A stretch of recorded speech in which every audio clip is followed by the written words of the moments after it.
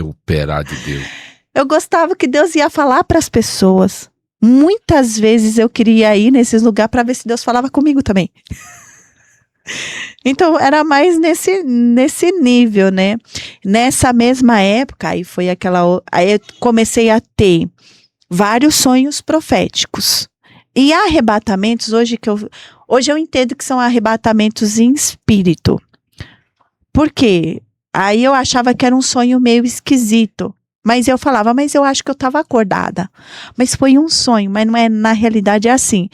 Eu falo que é um estado intermitente. Eu fecho os meus olhos, eu não estou dormindo. Eu não estou dormindo. Parece que eu estou dormindo, mas eu não estou. E até hoje, Deus me leva em arrebatamento assim.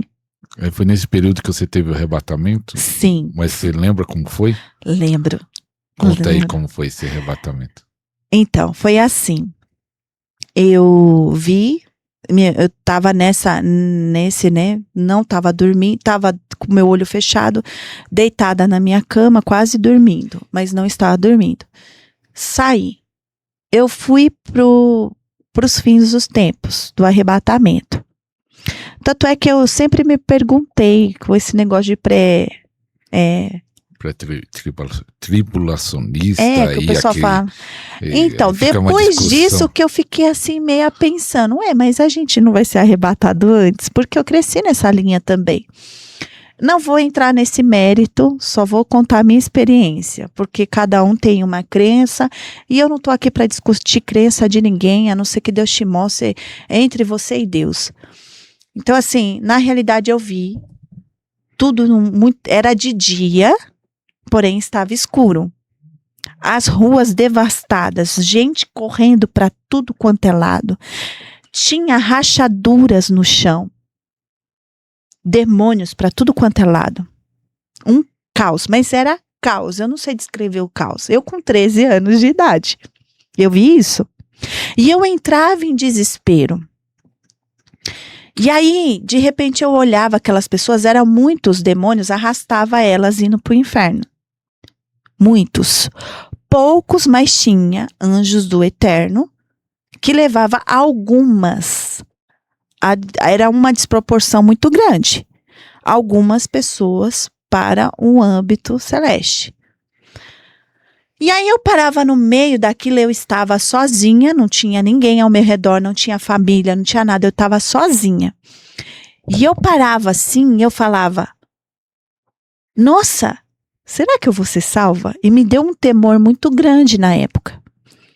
Até que um anjo veio do meu lado direito, todo brilhante de luz. Aí eu fui para cima.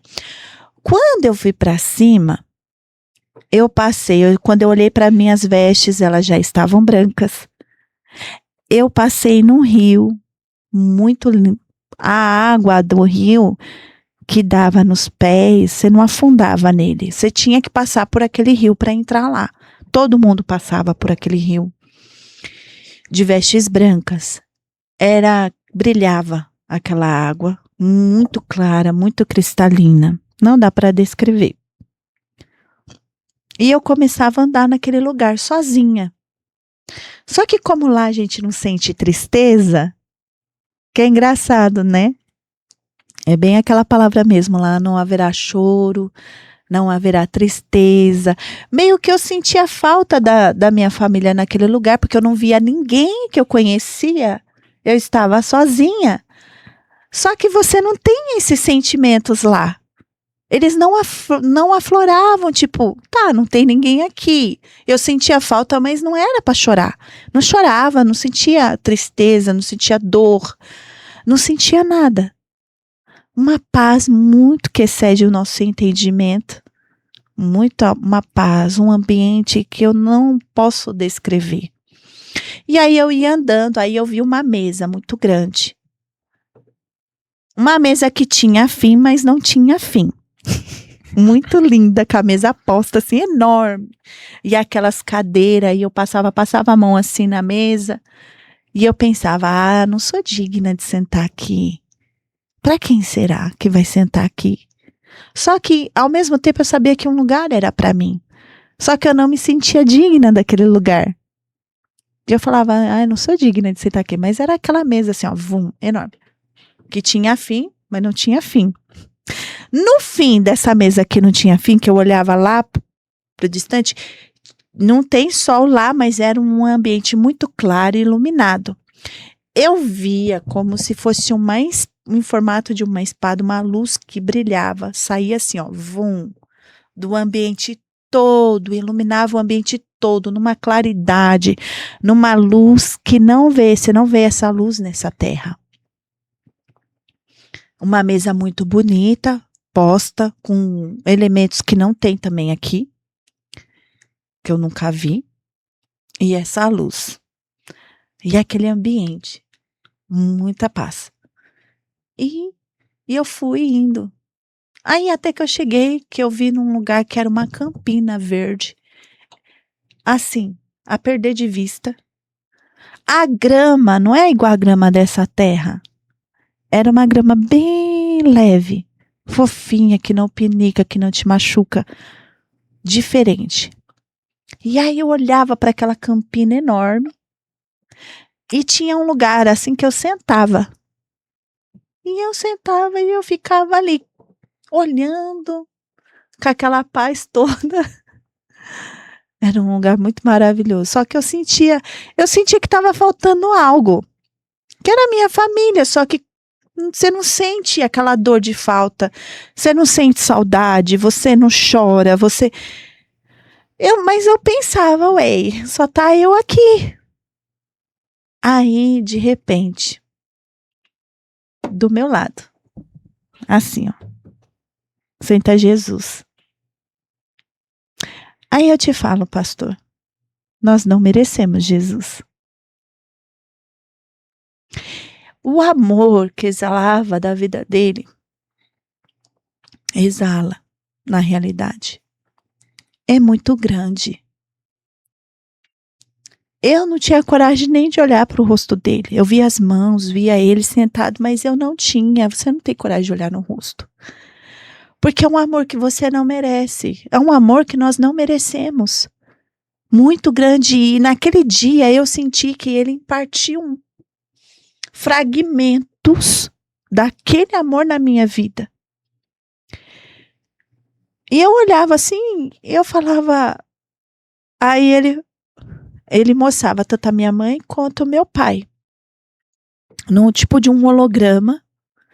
E ele falava assim pra mim. Ele fazia assim com as mãos, mostrar minha mãe e meu pai. Que foi nessa época que eles estavam se separando. Mas eu choro porque o amor de Jesus não dá. Não dá.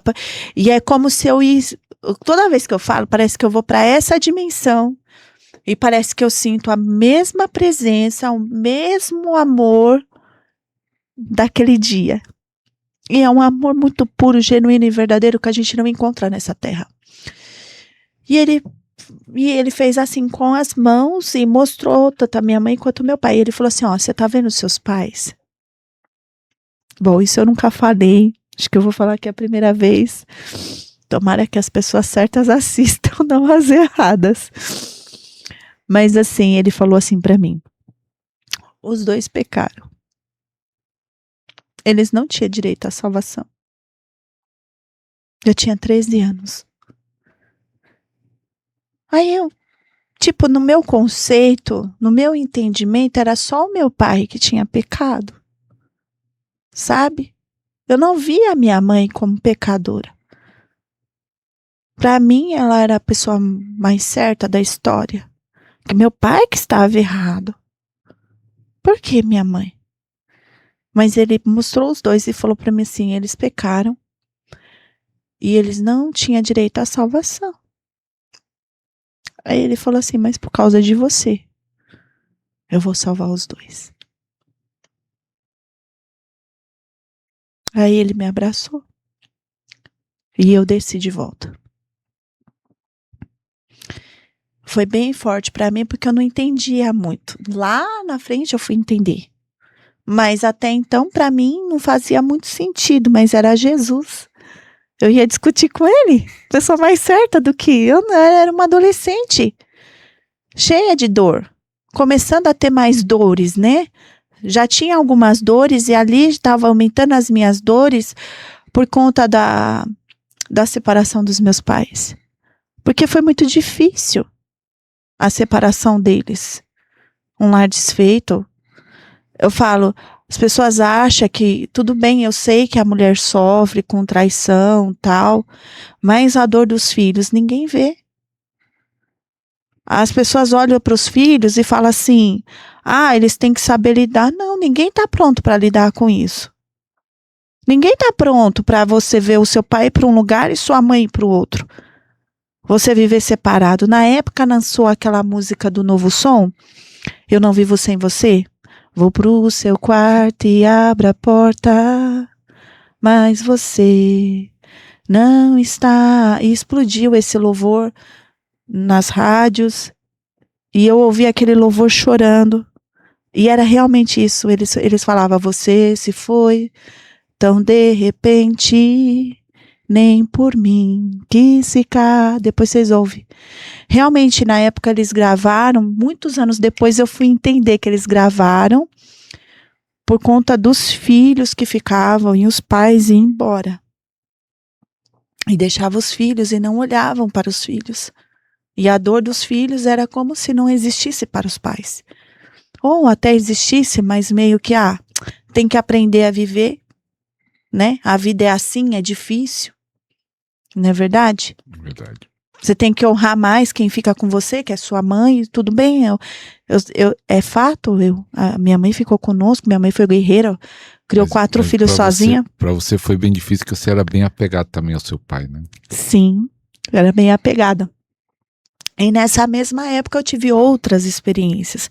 Então eu comecei a ter sonhos muito proféticos, e teve um dos sonhos proféticos que eu sonhei que um parente que eu pisava nas covas de um parente, que eu ia pro cemitério e pisava em cima das covas, o parente de uma menina, amiga minha da igreja. Aí eu fui lá, contei o sonho para ela, mas eu não entendia muito que Deus falava comigo através dos sonhos. Para mim era um sonho e ela tinha que contar. Daí uma semana depois a tia dela morreu no hospital com barriga d'água. Né? E eu via, no sonho assim, pisava nas covas, aí essa menina da igreja pisava nas covas do cemitério. E eu falava para ela, não pisa aí não. Só que aí eu vi uma borboletinha e uma mão pegava a borboletinha e descia lá pro inferno. Então eu sei que a tia dela morreu sem salvação. Depois que eu fui entender, mas na época eu não entendi. Eu achei o sonho pesado e eu contei para ela. Falei, a hora, não sei o que é. Né? Mas me incomodou o sonho e eu comecei a ter esses sonhos.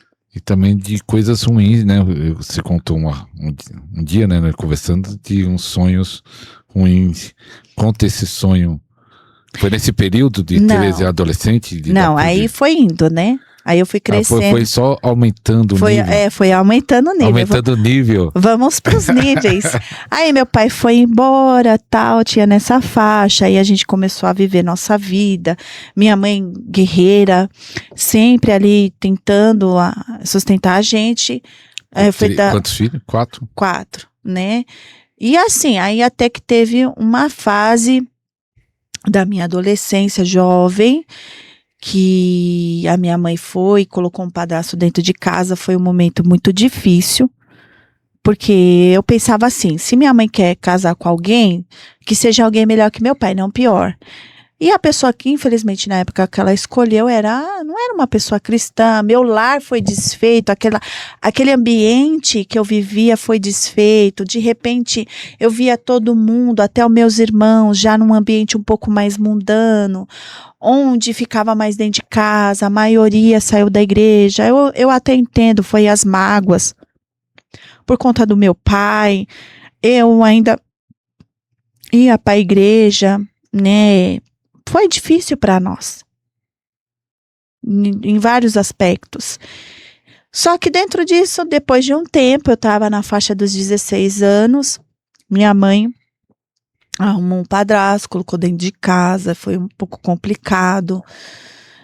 Dentro disso, eu ia para casa de um tio, aí eu sofri abuso, aí a depressão piorou, dentro disso foi piorando, porque se juntava a falta do meu pai com as questões do abuso, questões dentro familiares, que não vem ao caso, e foi aumentando. E nisso foi aumentando as guerras. Aí foi aumentando os níveis de guerra à noite. Foi onde eu comecei a ter insônia. E quando eu dormia, eu tinha aquelas batalhas. Era aquelas perseguições, aí as perseguições foram aumentando. Eu sonhava que era todos os dias que alguém me perseguia, eu pulava os prédios correndo, aí o nível começou a aumentar, que aí eu ia para cima dos prédios. E eu até conseguia voar de um prédio para o outro, escapando, mas era um monte, mas era muitos, de demais, que me oprimia. E dentro disso, eu fui indo para a igreja aos trancos e barrancos.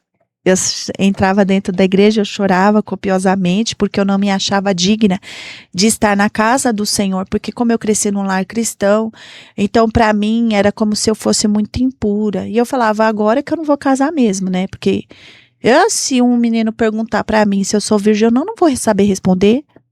Eu não vou saber o que falar para ele. Apesar de já ter namorado, mas eu namorava mais a nível de ter alguém, de falar que eu tenho alguém, né? Não nesse nível. Então, eu falava, eu não sei.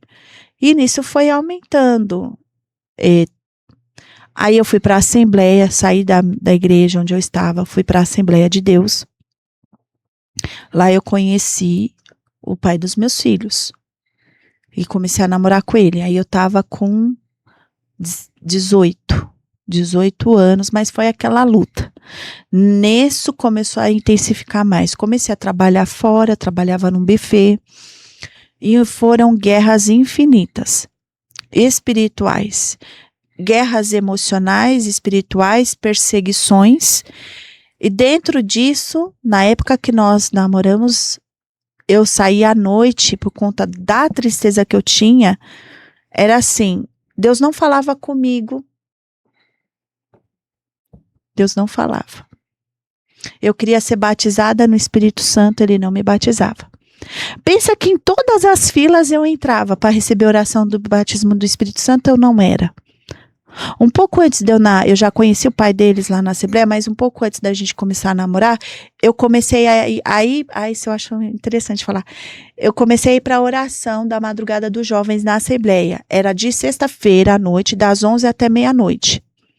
Nisso eu já estava com essas questões, já tinha essas questões de abuso, tinha essas questões espirituais de perseguição, já estava com insônia, depressão profunda. Só que eu era assim, uma pessoa que eu era totalmente sociável. A depressão estava dentro de mim. Mas se eu tivesse que conversaria normal com qualquer pessoa. Ninguém falaria. De vez em quando eu chorava muito na igreja, mas ninguém entendia. Só que ninguém ia lá me abraçar. Nunca recebi um abraço dentro da igreja. Às vezes eu entrava lá, eu olhava e eu falava, Deus, eu não sou digna de estar aqui. Porque não foi isso que me foi ensinado. E ao mesmo tempo eu guardava certos mandamentos do Senhor dentro de mim. E eu ia e voltava para a igreja sozinha. Era 1 hora de a pé para ir, 1 hora de a pé para voltar, porque eu não tinha dinheiro nem de passagem. E era longe a igreja. Então eu ia e voltava. Dentro disso que eu ia e voltava de a pé para a igreja, às vezes eu caminhava na rua e eu olhava a avenida e eu falava assim, bom, eu vou me jogar bem debaixo aqui desse caminhão. Porque aí eu morro mesmo, ninguém vai sentir falta. Eu só atrapalho a vida das pessoas, atrapalho a vida da minha mãe, do trabalho. Sou um lixo mesmo, ninguém vai me querer. Aí vinha na minha mente, porque eu tinha a informação da palavra. Assim, os suicidas não herdarão o reino dos céus. Aqui, eu não tinha medo de morrer, pastor. Eu tinha medo de perder a minha salvação. Por conta da experiência de lá de trás, dos 13 anos. Do arrebatamento. Então, eu tinha medo de perder minha salvação. Quando vinha essa palavra dentro de mim, e hoje eu sei que é uma das formas que Deus fala comigo, através da palavra, eu dava um passo para trás e não cometia tal ato. Mas dentro desse período, Foi um período assim de muita luta. E aí eu comecei para essa oração e ficava lá. Teve um dia que o vice-líder dos jovens, ele fez uma roda e falou assim, ó, quem quer ser batizado com o Espírito Santo, entra aqui. E eu, né, desde lá de trás do arrebatamento da minha irmã, todas as filas eu ia. Para mim era muito frustrante. Por quê? Porque as pessoas que acabavam de se converter eram batizadas no Espírito Santo, falavam em línguas, menos eu. Deus revelava a igreja inteira, mas não tinha uma palavra para mim. Tanta dor que eu vivia, por que Deus não falava comigo? Quando eu ia para minha casa, eu colocava o lençol assim na minha cabeça e eu chorava e eu falava assim, o Senhor não me ama, mas eu não tenho outro caminho. Eu só conheço o Senhor, apesar de não te ouvir, apesar de o Senhor não querer me tocar, apesar de o Senhor não falar comigo. Só me restou o Senhor, mais ninguém. E eu sempre fui uma pessoa, apesar de ter muita gente ao meu redor, sempre fui uma pessoa muito sozinha no meu interior, nunca tive uma amizade assim que eu pudesse compartilhar, nunca tive uma liderança que cuidasse de mim, nunca tive um pastor que cuidasse de mim, nunca tive. Ninguém, nenhum intercessor, nenhum obreiro que falasse, não, eu vou te ajudar em oração, não fica assim, vamos orar. Nunca tive. Sempre foi muito sozinha nessa parte espiritual, nessa parte de ajuda, nunca tive ninguém. Então eu falava para Deus, mas eu só sei. Eu falava para ele, eu só tenho o Senhor, eu só sei te servir, mas nem te servir direito eu consigo te servir. Porque eu não sei orar direito, eu não sei nem como falar com o Senhor. Às vezes a minha comunicação com Deus era os louvores, tipo assim, tava me sentindo triste, eu cantava um louvor. No momento da minha depressão, eu cantava um louvor da Melissa, que ele era meio depressivo, né? Porque vivesse a desilusão e a decepção, arrancar pedaços do meu coração. Aí tem uma parte que falava assim, a chuva vem, mas vem logo o sol, e em Deus eu sei que nessa fé eu posso ser feliz. Então era o que me dava esperança, às vezes alguns louvores. Tinha uns que era de adoração, tinha uns que falava comigo.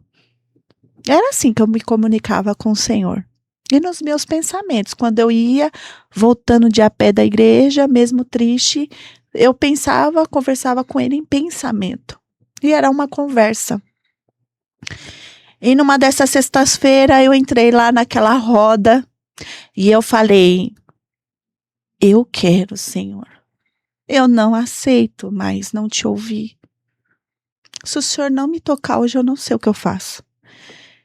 E aí eu fui lá, e aí eu comecei. Aí o vice-líder falou assim, dá glória. Aí eu sempre fui uma pessoa muito racional, né? E aí eu falava assim, que glória nada. Pra que eu vou ficar falando glória? E ele falando lá, ministrando, né, colocou os jovens lá que não era batizada no meio da roda. E aí eu falei assim, bom, já tentei de tudo, um glória a mais, um glória a menos, não vai fazer diferença. E eu comecei, glória, glória, glória. Só que na minha mente, ao mesmo tempo que eu cantava glória, eu cantava aquele louvor. Preciso de uma bênção, não vou desistir. Sem ela eu não vou sair daqui.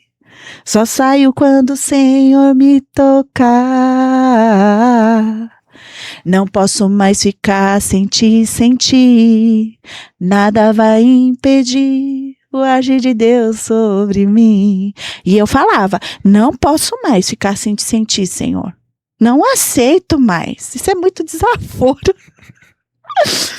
Todo mundo aqui vai ser batizado, menos eu de novo. E aí eu comecei, glória, glória, glória, glória. Tô lá, glória. Concentrei um louvor aqui na minha mente e eu falando glória. De repente minha língua começou a embolar. Aí, como eu sou uma pessoa muito racional, acho que eu tô cansada aí de falar glória. Aí eu respirava. Vamos voltar pro glória. Glória, glória, glória, glória, glória, glória, glória. Aí embolava. Aí eu respirava e voltava. Acho que foi assim umas 3 vezes. Até que chegou uma hora que embolou de vez. E eu comecei a falar em línguas. Uma pessoa que era mais tímida, quietinha, eu dava cada pulo de alegria naquele dia. Eu tinha 18 anos. 18. Olha o tanto de tempo. E aí eu dava uns pulão assim. E sapequei a igreja inteira. Falando em línguas. Mas eu pulava porque eu estava sentindo tanta alegria. Porque Deus me ouviu. E aquilo para mim, para algumas pessoas pode... uma coisa tão supérflua falar em línguas. Para mim era algo, para mim até hoje, é algo sagrado. É algo que é do Senhor para nós, é algo santificado, espiritual, que as pessoas normalizaram, que perderam o temor, que perderam o significado da oração em línguas. Eu sei que ela é comum depois que você se tem, mas perderam aquele zelo, aquele amor, aquele temor. Perderam. Então, para mim, era isso. Só que, de repente, eu lá no pular, falando em línguas, eu senti um negócio assim mexendo no meu ouvido. Essa parte você vai gostar. Mexeu. Pluque. Outras pessoas foram batizadas em línguas comigo naquele dia. Meu ouvido abriu. E eu começava a interpretar tudo ao mesmo tempo. Doideira. Das suas línguas e dos outros? Das minhas línguas e dos outros. Você entendia tudo que eles estavam, né? Entendia tudo. Doideira. Tudo ao mesmo tempo. Pensa assim. Vamos pôr, tá aqui eu, o pastor, tá o Moisés ali e o outro pastor ali. Ou é apóstolo, não sei. Tá ele ali. Vamos supor que nós 4 estávamos falando em línguas aqui.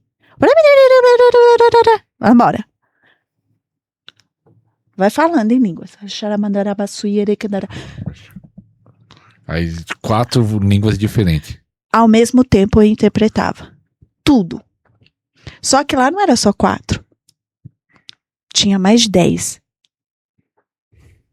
Doideira. Até hoje eu não sei explicar. Mas até hoje você tem essa manifestação? Eis a questão. Ou foi só aquele momento? Hoje é assim. É esporádico. Tem momentos que Deus me dá. Mas vamos lá o que aconteceu naquele dia. Aí acabou a oração. Meu primeiro líder do louvor me colocou dentro do carro. Aí tava minha irmã mais nova, minha prima, e o vice-líder na frente. Nós 3 atrás, meninas. Eu, minha prima e minha irmã. Minha prima também tinha sido batizada esse dia. Aí a minha irmã mais nova olhava para mim dentro do carro, a gente indo embora. Você entende o que ela tá falando? Eu falava, eu sei o que ela tá falando. Aí ela fala, então fala para mim o que ela tá falando. Aí eu olhava pra minha irmã mais nova e falava assim, ela está falando. E ia embora com a oração. Eu não conseguia interpretar para ela falando em português. Só que até hoje eu lembro o que Deus estava falando naquele carro através da boca da minha prima. Que os anjos do Senhor estavam ali, que era a manifestação dele, que ele tinha aquilo para nós, que Deus estava derramando a unção dele sobre as nossas vidas. E eu cheguei tão feliz em casa, tão feliz. Aí a minha mãe estava um pouco brava esse dia, só que eu falei, não vou perder a minha bênção. E eu fui dormir. Não fui dormir, não, fui deitar. E aí eu pus o cobertor aqui e eu ficava. Porque eu não queria perder aquilo. E eu fiquei falando em línguas. Eu não queria dormir falando em línguas porque eu não queria perder aquilo. Com medo de dormir e perder. Não aparecer no outro dia e falar, vou perder. E o que aconteceu? Perdi. Só foi aquele dia. Mas dormi. Bom, hoje eu entendo assim, que comigo, Deus trabalhou muito diferente. Diferente isso aí. Eu tinha muitas questões do meu coração não resolvidas. Eu acho que isso impediu o fluir. Acho que aquele talvez dia. você mesmo bloqueou depois, com dúvida, achar que não é digno, você não sabe. Não, eu acho que foi. Acho que foi Deus me testando isso. Gente, eu fiquei muito triste. Depois eu não conseguia. Aí todo mundo na igreja, no culto, falava em línguas. E eu tentava e eu não conseguia, não saía. Foi um bloqueio. Pensei que eu fiquei pior. E eu falei, eu não acredito que o senhor fez isso comigo. Eu não acredito. Não acredito. Nisso eu comecei a namorar o pai das crianças. Nesse namoro, fiquei pior, porque, tipo assim, não vinha o Espírito Santo. Tive 2 tentativas de suicídio mesmo. Nesse período. Sim, uma foi eu tentei me cortar com a Gillette, aí ele apareceu na hora, com um horário que não era pra ele aparecer, a gente namorava. Eu entrei no banheiro, catei a Gillette, eu ia me cortar. E ele apareceu do nada. Eu sei que não é do nada, eu acho que foi Deus. E teve uma vez que aconteceu algo na minha casa, já namorando com ele, perto de casar com o pai deles. E eu, muito assim, angustiada, não tinha mais vida. Eu peguei os remédios, eu tomava muito remédio na época. Eu comecei a ter muito problema de estômago, problema de circulação, não dormia, vários problemas. E aí eu coloquei os remédios em cima da mesa, toma pra dentro. No outro dia, eu fui trabalhar. Quando eu cheguei lá no meu trabalho, aí eu acordei, fui trabalhar, falei, nossa, nem pra morrer eu sirvo. Porque tomei tanto remédio, eu não morri. Aí eu fui trabalhar. Quando chegou lá no meu trabalho, aí eu comecei a ter uma hemorragia muito grande, intensa. E eu fui parar no hospital. Aí foi aquele barburinho na igreja de que eu engravidei, abortei. Aí o pessoal dá margem, né? E eu fiquei quieta no meu canto, não me justifiquei pra ninguém. Ninguém soube por causa daquilo, o pessoal julgou, mas ninguém soube o motivo. Ninguém soube que foi uma tentativa? Não, porque eles não estavam nem aí. Eles preferiam julgar do que... Ninguém nunca foi na minha casa perguntar pra mim o que eu tinha. Os crentes do passado, acho que mudou, né? Não sei, não. Acho que mudou hoje, né? Né? O crente tá mais amoroso hoje. Pois é, dentro disso... Eu casei com o pai das crianças, foi muito conturbado o nosso casamento, que teve questões familiares. Só que assim, uma coisa em partes foi boa. Dentro desse período que eu namorei com o pai das crianças e fui casar, eu reencontrei meu pai. E chamei ele pro meu casamento. Deu uma briguinha familiar, mas deu um desconforto familiar, vamos colocar assim, que eu não posso entrar em detalhes, que foi bem difícil. E ele foi pro meu casamento, tudo tal.